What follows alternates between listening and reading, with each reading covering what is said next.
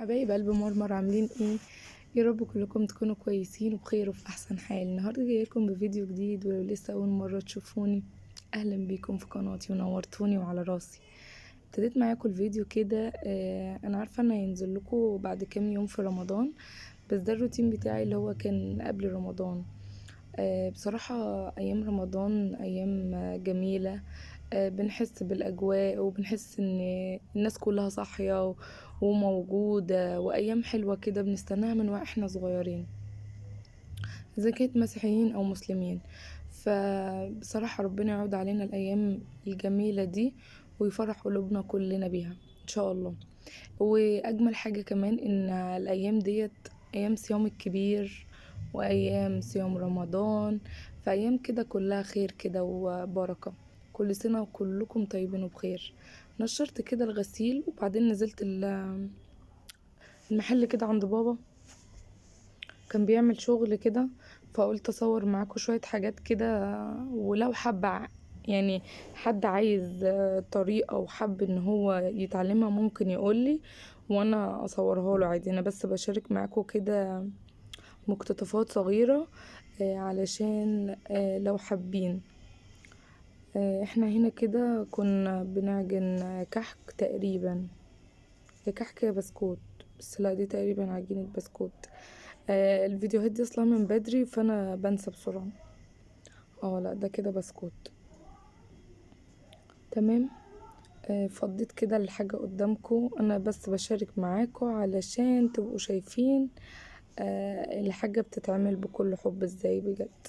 هنا كده بقى انا تخصص ايه؟ تكسير البيض ده. بحب الشغلانة دي قوي عشان بتطلع الطاقة اللي جوايا. قعدت كده اكسر البيت. طبعا انا كل مره بنزل وبنسى اخد معايا الستاند، فالتصوير بيبقى مش احسن حاجه، بس الاضاءه يعني الى حد ما كويسه. يعني في الزاويه دي انا كده واقفه في الجزء اللي من جوه اللي بنصنع فيه. آه، وده ابن خالي. طبعا انت هتشوف الفيديو دلوقتي، ولو ما عملتش لايك كبير هركب تيك توك واجيلك على طول. بس بقول له اعمل لايك، عمل اكتر واحد بيعمل لايك وكومنتات على القناه يا جماعه. آه هنا كده بقى كنت خلاص ابتديت اخلص البيض. علشان بنكسره على طول قبل ما نستخدمه، عشان ساعات بيبقى بدرجة حرارة المكان او درجة باردة يعني شوية. هنا كده دي عجينة حاجة تاني، دي عجينة الكحك بقى. تمام. بوريكم الحاجة بتتضرب جامد ازاي، عشان في حاجات بتبقى زي ما انتوا شايفين في ناس بتبوظ منها وكده. دلوقتي جه ميعاد التسميد الشهري بتاع الزرع بتاعي. كل يوم 25 انا بسمد بالسماد اللي هو ال يعني الورقي ده، عارفينه اللي احنا بنطحنه مع بعض.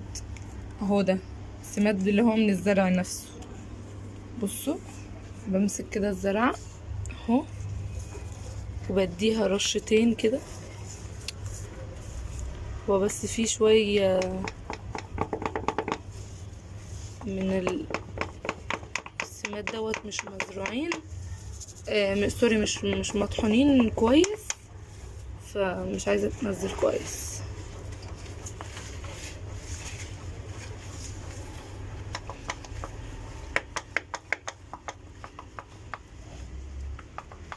بالشكل ده وبعدين هزقي ميه. انا كده رشيت الزرع كله، وهبتدي بقى ان انا ايه ازقي. شايفينه هو اللي عامل الميه دي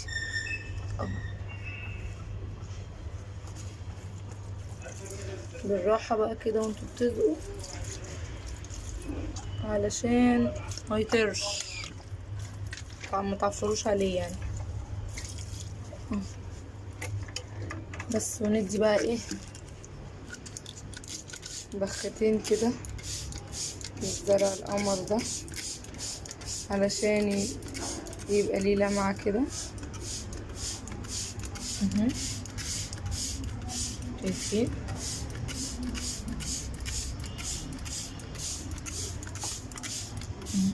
بحب قوي اللي فيها الوان دي. انا بقدر منها اصلا لوحدها يعني، بس حبيت افكركم ما تنسوش زرعكم، هو بيبقى مستنيكم. وزي ما وريتكم طبعا تسميد الشهري للزرع، انا بحب احط لكم الفقره دي عشان في ناس متابعه معايا. تسمدي في الوقت ده، انا سميت في اول قبل رمضان بيومين عشان ابقى عارفه ان ده الشهر. طبعا هنا كانت في حاجات تاني لسه طالعه من الفرن، الاضاءه طبعا ظلماها، كانت الاضاءه ضعيفه في الوقت ده. بصوا الجلاش يا جماعه، الصوابع الخطير ده، معلش احنا بناخد اوسكار في الحلويات الشرقيه لدرجه حلاوتها ونظافتها. كنافه. بصوا عايزه دي البسبوسه، بحاول اوريكم اللون مش عارفه، عماله افتح في الفلاش واقفل بسبب الاضاءه والموبايل اللي ظالمها. هنا كده كنت عند ماما، روحت وكنت بعجن، احنا عيله بنحب نعجن ونخبز وبنعمل كل حاجه يعني، وحلويات وكله. هنا كده كنت بعملها العيش اللي هو بيستوي على الصاج، انا مصوره بيه فيديو على القناه موجود، العيش السريع ده بيبقى اي كميه دقيق عندك ومعلقه خميره ورشه ملح بس، وحابه تعجنيه بزبادي ولبن هيديكي طراوه وهيبقى طعمه تحفه، حابه تعجنيه بميه لو انتي صايمه عادي برضه هينفع. حلو جدا يا جماعه وطعمه تحفه، عامل شبه العيش الشامي كده. لو انتي العيش خلص عندك فجأة تعمليه، بسيط جدا، انتي بتقعديه بتاع حوالي 10 دقايق في الصيف او ربع ساعة بالكتير يخمر، وفي الشتا بتقعديه نص ساعة، فما هو ما بياخدش وقت. ماما بتحبه قوي فانا كنت عندها وقالت لي اعملهولي، فانا ما اقدرش اقول للست الحبايب يا حبيبة لا على حاجة. تمام كده. في ناس كتير سألتني على مكان المحل، لان في ناس كتير قوي متابعيني من الفريد ومن العزبة. آه انتوا اكيد بتشوفوني رايحة فين وجاية منين، واللي عايز مكان المحل فعلا يبعتلي على الانستجرام وانا هبعتها له، اللي عايز يجي يعني. بعجن بقى كده جامد وبديله حقه في العجين بقى، اول ما تطلعي الطاقة اللي جواكي كده اعرفي ان العجينة بقت تمام، بس ربنا يستر بقى على العجينة.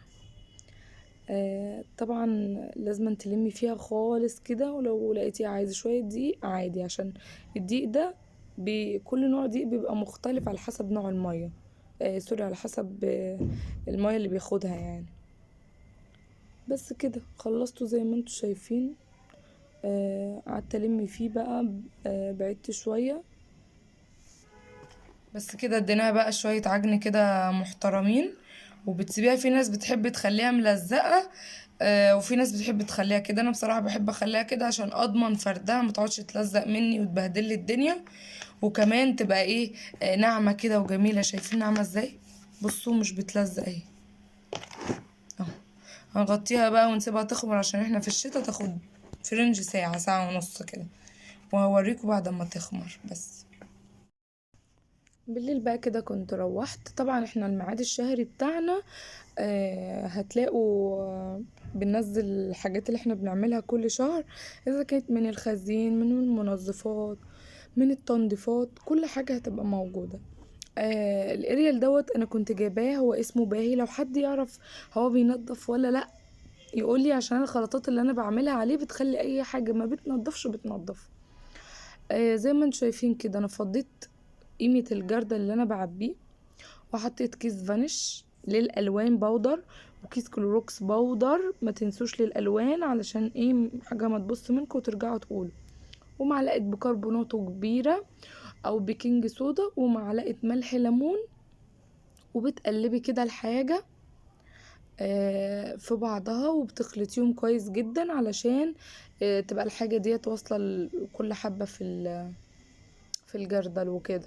وبعدين بفضيهم في الجردل وبستخدم منهم. عايزه اقول لكم نظافه غسيل، تلميع غسيل، نظافه غسالة عمرها ما تتسد منك، تفضل نضيفة على طول. وما تنسيش شهريا تعملي دورة الخل للغسالة علشان تفضل معاكي شغالة ونضيفة وما تبص منك. طبعا انا فضيت في كل حتة الاريا اللي معاده في الجردل، بس مش مشكلة هلمهم دلوقتي. لازم كده نبعتر حوالينا كده عشان نحس ان احنا بنعمل. آه كده خلاص اهو كده خلصت كده الخلطة بتاعتي، جربوها وعلى ضمانتي، واللي تجربها ما تنساش تدعيلي، انديني بقولك اهو، والدعوة اللي هتدعيها لي ان شاء الله ان شاء الله تكون من نصيبي ومن نصيبك. شايفين؟ بجد يا جماعة تحفة تحفة تحفة. انا بقالي سنين بعملها. كيس الكلوروكس اهو، الالوان اهم حاجة، بودر مزيل البقع فائق القوة بدون كلور اهو، شايفين؟ وكيس الفانيش ده الاكسجين اوكسيا اكسجين تحفة. سوري معلش زوري وجعني. معزز الغسيل خالي من الكلور برضو تحفة يا جماعة، جربوها على ضمانتي. ومعلقة البيكنج باودر سوري بيكنج صودا، ومعلقة الملح الليمون خطيرة. هنا بقى خلاص بصراحة جيت لآخر اليوم وتعبت جدا، مش قادرة ان انا اكمل بقية الروتين، كنت عايزة اخلي لكم الفيديو طويل. الفيديو دوت متصور على يومين.